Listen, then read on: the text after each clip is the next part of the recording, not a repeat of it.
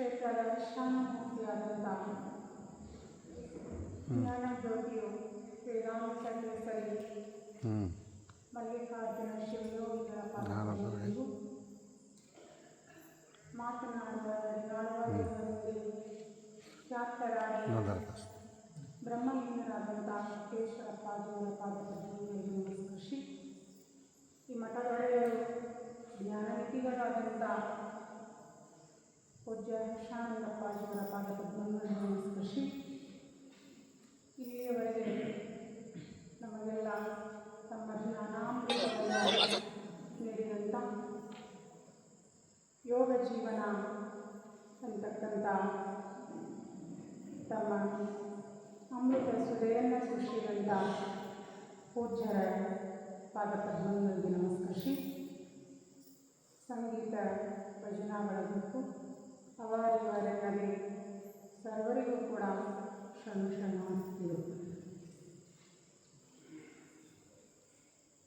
ಇಲ್ಲಿಯವರೆಗೆ ಸಾಯಂಕಾಲದ ಈ ಮಾಸಿಕ ಶಿವಾನುಭವ ಗೋಷ್ಠಿಯನ್ನು ಪರಮ ಪೂಜ್ಯ ಅಪ್ಪಾಜಿಯವರು ಎಲ್ಲರನ್ನ ಸಂಘಟಿಸಿಕೊಂಡು 2 ವರ್ಷ ಆಯಿತು.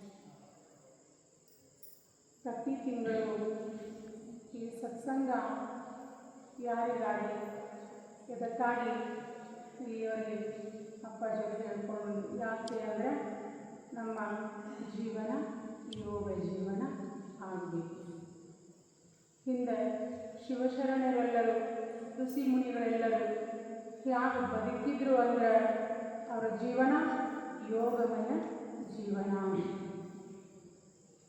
ಯೋಗಮಯ ಜೀವನ ಆಗಿತ್ತು ಅಂದ್ರೇನು ಅವರು ಯಾಗ ಇದ್ರು ಅಂದರೆ ಸುಖಿಗಳಾಗಿದ್ರು.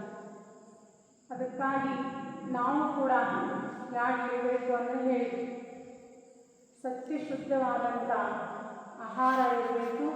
ಅಂಥ ಆಹಾರವನ್ನು ಸ್ವೀಕಾರ ಮಾಡೋದರಿಂದ ಏನಾಗಬೇಕಂದ್ರೆ ಸತ್ವಗುಣ ಆಗಬೇಕು.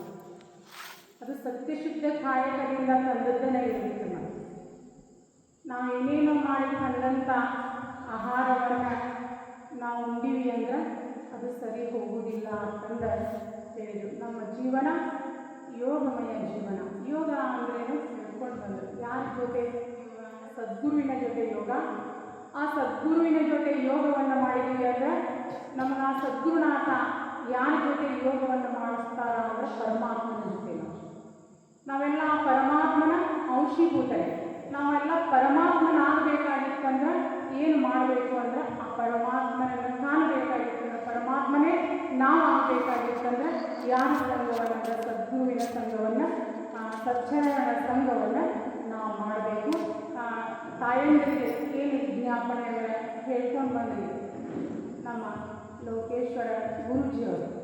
ಅದು ಆಹಾರ ಸ್ವೀಕಾರ ಮಾಡುವ ಪ್ರಾರ್ಥನೆ ಮಾಡಿ ಆ ಪರಮಾತ್ಮನನ್ನು ಬೆಳೆದಂಥ ಆ ರೈತನನ್ನು ಪ್ರಾರ್ಥನೆ ಮಾಡಿ ನಾವು ಪ್ರಸಾದ ಮಾಡಿದಾಗ ಸತ್ವಶುದ್ಧಿ ಆಗ್ತಿರುತ್ತೆ.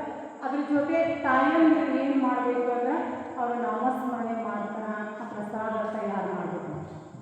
ಅವ್ರು ಯಾವುದೋ ಭಾವವನ್ನು ಇಟ್ಕೊಂಡು ಆ ಪ್ರಸಾದವನ್ನು ತಯಾರು ಮಾಡಿರುವಾಗ ಎಂದಂಥವ್ರಿಗೂ ಕೂಡ ಅದೇ ಭಾವ ಬರುತ್ತೆ. ಅವರು ಕೂಡ ಏನು ಮಾಡಬೇಕು ಅಂದರೆ ಆ ಪ್ರಸಾದವನ್ನು ಅದನ್ನು ನಾಮಸ್ಮರಣೆಯ ಮುಖಾಂತರವಾಗಿ ನಾಮಸ್ಮರಣೆಯನ್ನು ಮಾಡ್ತಾನೆ ಪ್ರಸಾದವನ್ನು ತಯಾರು ಮಾಡಿದಾಗ ಅದು ಶ್ರೇಷ್ಠವಾದಂಥದ್ದಾಗ್ತೈತಿ.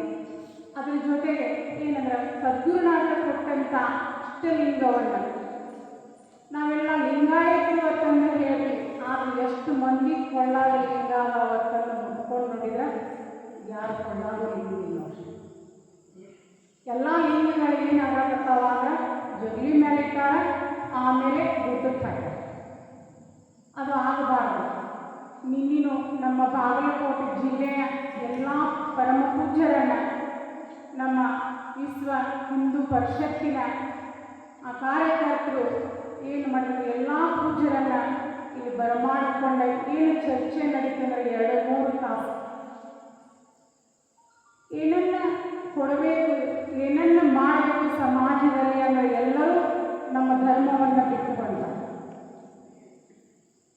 ನಮ್ಮ ಜೀವನ ಯೋಗಮಯ ಆಗಬೇಕಾಗಿತ್ತಂದ್ರೆ ನಾವು ಧರ್ಮದಲ್ಲಿ ಇದ್ದೀವಿ ಅಂದ್ರೆ ಪ್ರಾರ್ಥನೆ ಪೂಜೆ ಪುನಸ್ಕಾರಗಳು ನಡೆದು ಅಂದರೆ ಏನಾಗ್ತದೆ, ನಮ್ಮ ಧರ್ಮ ಉಳಿತೈತಿ ಅಂತಂದ್ರೆ ನಿನ್ನೆ ಭಾಳಷ್ಟು 3-4 ತಾಸುಗಳಲ್ಲಿ ಏನಾಯಿತು, ಚಿಂತನ ಆಯಿತು.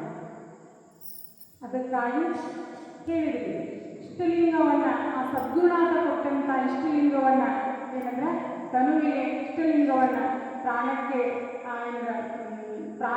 ಪ್ರಾಣಲಿಂಗ ಭಾವಲಿಂಗ ಅದು ಒಂದೇ ಆದಂಥ ಲಿಂಗವನ್ನು ಸದ್ಗುಣಾತ ಏನು ಮಾಡ್ತಾನಂದ್ರೆ ಅವ ಕೊಟ್ಟಂಥ ಆ ಲಿಂಗವನ್ನು ದೃಷ್ಟಿಯೋಗವನ್ನು ಮಾಡೋದರಿಂದ ಮನುಷ್ಯನಿಗೆ ಏನಾಗ್ತೈತೆ ಅಂದರೆ ಮನಸ್ಸು ಚಾಂಚಲ್ಯ ಹೋಗಿ ಅವನು ಏನಾಗ್ತಾನಂದ್ರೆ ಪರಿಶುದ್ಧನಾಗ್ತಾನೆ.